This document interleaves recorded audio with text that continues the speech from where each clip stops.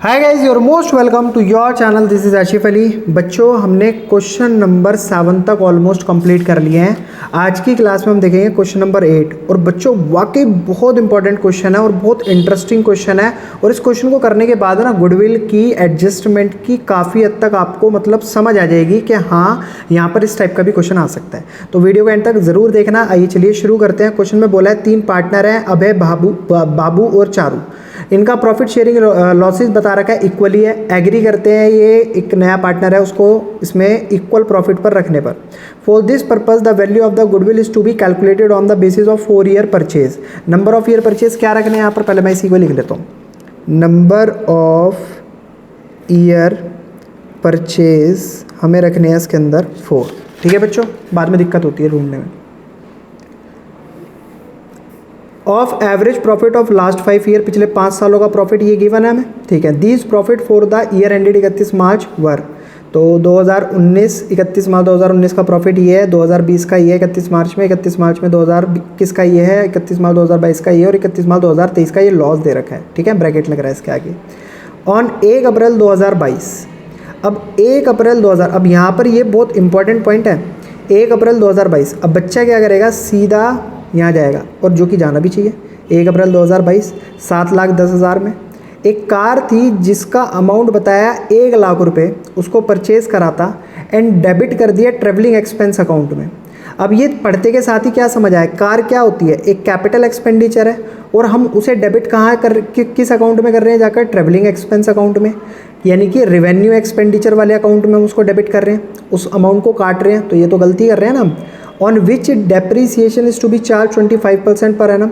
और इस कार का डेप्रीसिएशन का भी बता रखा है हमें रेट, 25% पर एनम का इसका रेट है। Interest of 10,000 on non trade investment is credit to income for the year ended 31 March 2022 and 23। अच्छा, एक नॉन ट्रेड इन्वेस्टमेंट का अमाउंट बताया जो कि हमारे व्यापार से उसका कोई लेना देना नहीं था। मैंने आपको पढ़ाया था एक वीडियो के अंदर, ट्रेड इन्वेस्टमेंट, दूसरी थी नॉन ट्रेड इन्वेस्टमेंट। दोनों का बहुत बढ़िया तरीके से मतलब समझाया आपको। और मैंने ये बताया कि इसकी अकाउंटिंग क्या होनी चाहिए। अगर आपने वो वीडियो नहीं देखी है तो आप वीडियो को देखिए, और आप नहीं देखना चाहते हैं तो मैं कोशिश करूँगा इसी के अंदर आपको इसको क्लियर करा दूँ। तो इन्होंने देखो 2 बातें कही हैं। एक कही है 1 अप्रैल 2022 में, सिर्फ जो कार का इन्होंने बताया है कि खरीदी थी लेकिन उसको ट्रैवलिंग एक्सपेंस में ले जाकर उस अमाउंट को माइनस करा, और जबकि वो एक कैपिटल एक्सपेंडिचर है उसको ट्रीट कर रहे हैं हम रेवेन्यू एक्सपेंडिचर की तरह। ये हमारी गलती है इसमें, जो मैंने आपको बताई, एक्सप्लेन करी। दूसरी गलती इन्होंने क्या करी है, 2 सालों में करी है, जो कि नॉन ट्रेड इन्वेस्टमेंट का आया हुआ इंटरेस्ट था 10,000 रुपये, उसको इन्होंने एज अ इनकम ट्रीट कर लिया। कौन कौन से ईयर में, 2022 में और 2023 में, यानी इन्हीं 2 सालों में फिर से एक गलती और दोहराई गई। तो इसको सही करने का तरीका, सबसे पहले बच्चों मैं आपको बोलता हूँ, कुछ मत करो, डेप्रीसिएशन कैलकुलेट करो। जो ये गाड़ी है, तो कार थी कितने रुपए की, 1 लाख रुपए की, और इसके ऊपर जो डेप्ट है वो कितना है, 25%। तो आपको क्या करना है, सबसे पहले डेप्ट ही कैलकुलेट करना है 1 लाख रुपए का। तो डेप्रीसिएशन 1 लाख मल्टीप्लाई बाई 25%। जब आप इसे कैलकुलेट करोगे तो लगभग आएगा ये 25,000 रुपये, यानी कि इसका डेप्रीसिएशन हो गया। और मैंने आपको एक पॉइंट पढ़ाया था, जब भी हम कैपिटल एक्सपेंडिचर को ट्रीट कर देते हैं एज आ रेवेन्यू एक्सपेंडिचर, तो हमें इसका सही ट्रीटमेंट क्या करना होता है। तो हम इसमें वापस से जिस ईयर में हमने उसको ट्रीट कर लिया है, यानी कि हमने उस ईयर में, जिस ईयर में ये गलती करी है, उस ईयर में जाकर वापस से जो भी गिवन प्रॉफिट होगा उसमें 25,000 वापस ऐड करेंगे, सॉरी वापस से कार वाला अमाउंट 1 लाख रुपए ऐड करेंगे और उसी ईयर के अंदर माइनस कर देंगे जो इसका डेप्रीसिएशन था 25,000 रुपये। ये ट्रीटमेंट मैंने आपको बताया था, और ये ट्रीटमेंट के पीछे रीज़न, स्पेशल वीडियो मैंने आपको पहले ही बताया, मैंने अपलोड करी हुई है, वहाँ पर आप जाइए और समझिए। और अगर रटना है तो बस ये है कि आप जिस भी ईयर में कैपिटल एक्सपेंडिचर को ट्रीट कर लेते हैं रेवेन्यू एक्सपेंडिचर की तरह, यानी कि ये वाली गलती कर देते हैं, तो आपको सिंपल ट्रीटमेंट क्या करना है, उस अमाउंट को वापस ऐड कर दो जो भी गिवन प्रॉफिट है उस ईयर का, और उसमें से डेप्रीसिएशन को माइनस कर दो। ये सिंपल तरीका है। अच्छा, जो नॉन ट्रेड इन्वेस्टमेंट होती है बच्चों, उसका हम क्या करते हैं, तो नॉन ट्रेड इन्वेस्टमेंट को हम जो भी गिवन प्रॉफिट होता है उसमें से माइनस कर देते हैं। ठीक है, नॉन ट्रेड। अब जैसे 2023 2022 2 सालों में हमने नॉन ट्रेड इन्वेस्टमेंट का जो भी अमाउंट दे रखा है वो हमें माइनस करना है। कितना अमाउंट दे रखा है, 10,000 रुपये।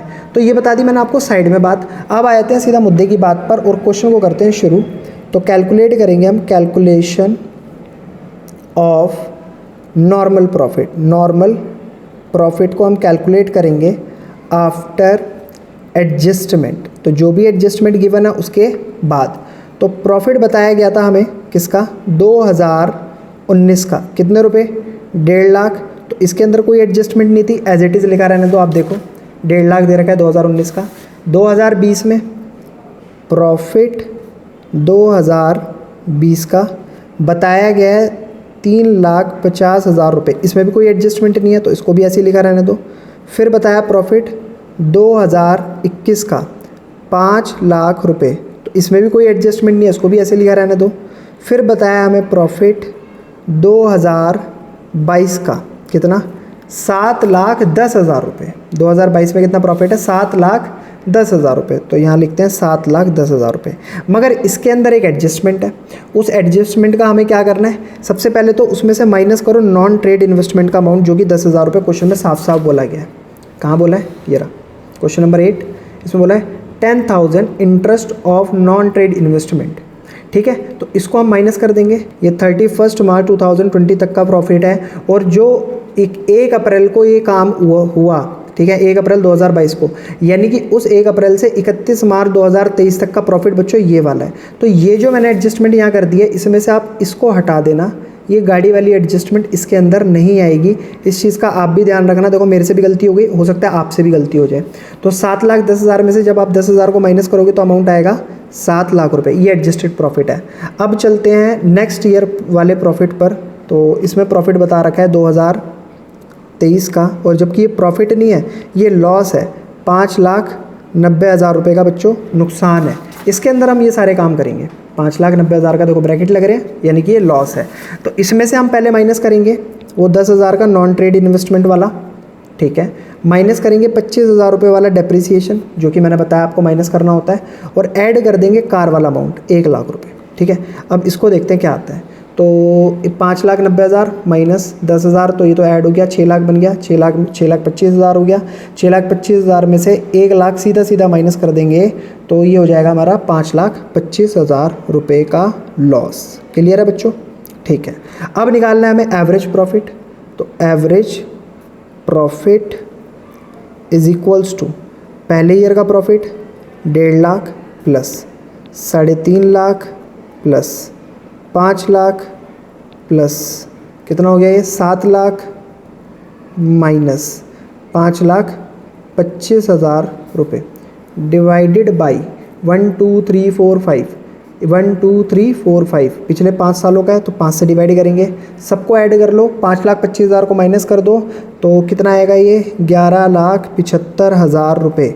डिवाइड करेंगे जब 5 से, तो ये बैठेगा लगभग बच्चों 2,35,000 रुपये। तो ये तो आ गया हमारा एवरेज प्रॉफिट। थोड़ी सी मेहनत थी इसके अंदर ज़्यादा, बट ये वाली गलती मैं फिर कहूँगा आपसे, ये वाली गलती बच्चों देखो मेरे से भी हो गई, आप मत कर देना। आपको ध्यान देना है, प्रॉफिट की जो बता रखा होता है बच्चों को घुमाने के लिए दे रखा होता है। 31 मार्च 2022 तक का प्रॉफिट है, लेकिन मैंने 22 ये देखा कि ये गलती 1 अप्रैल 2022, यानी कि 1 अप्रैल तो यहाँ से इस वाले ईयर में आकर ख़त्म होगा ना, 1 अप्रैल 2022 जो शुरू हो रहा है, तो ये इस वाले ईयर का प्रॉफिट है, तो आपको इसके अंदर ये ट्रीटमेंट करना था। बस अब तो हो गया क्वेश्चन खत्म बच्चा। Goodwill is equals to average profit multiply by number of year purchase.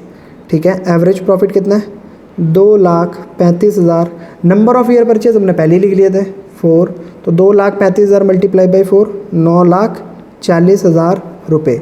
तो ये आ चुका है बेटा गुडविल का अमाउंट। ज़रा चेक कर लेते हैं, 9,40,000 बिल्कुल सही क्वेश्चन करा है मैंने तो, और आपका भी आई होप आपको क्वेश्चन जो है आंसर बढ़िया आ रहा होगा, एकदम फर्स्ट क्लास। तो क्वेश्चन अगर आपको वाकई समझ आया तो प्लीज़ वीडियो को लाइक, चैनल को सब्सक्राइब ज़रूर कीजिएगा। फिर मिलेंगे आपसे अगली वीडियो में अगले नए क्वेश्चन के साथ, तब तक के लिए धन्यवाद।